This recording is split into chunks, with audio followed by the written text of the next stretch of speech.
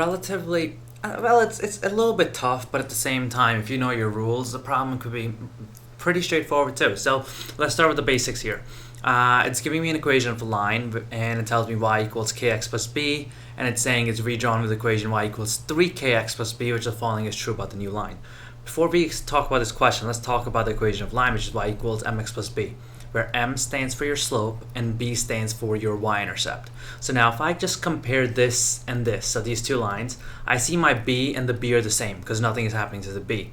The m is my slope, so if you check out the m here, m over here is 3k, while the m over here is k. So what's really happening from here to here is that my m, or my slope, is getting multiplied by 3. Now, if you know your basic rules, or if you remember the rules about lines, the higher the slope is, the steeper the line gets. So if you knew that, you could come up with the right answer.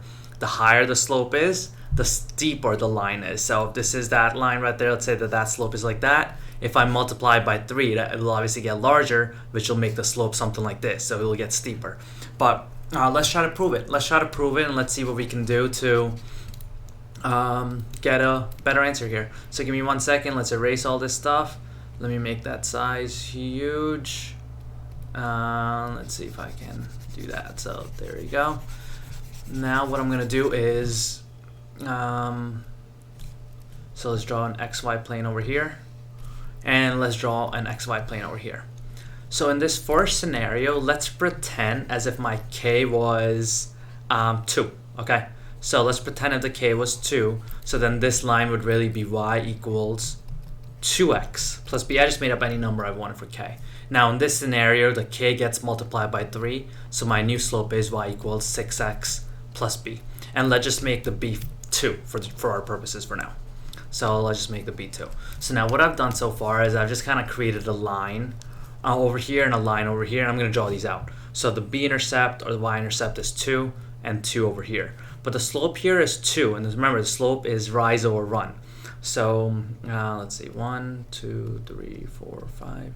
1, 2, 3, 4, 5. 1, 2, 3, 4.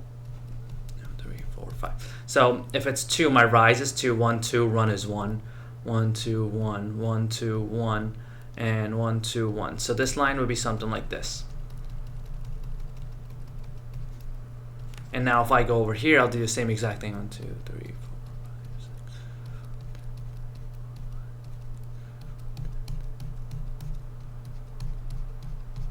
So remember, in this case, my slope is 6, and slope again is rise over 1, and there's an imaginary 1 underneath that 6. So if it's rise over run, and my slope is 6, so I'll just rise 6. 1, 2, 3, 4, 5, 6. So let's say there's 6 over there and 1, 1, and 1, 2, 3, 4, 5, 6, and 1 over here. Now if I were to draw this out, it would be something like this.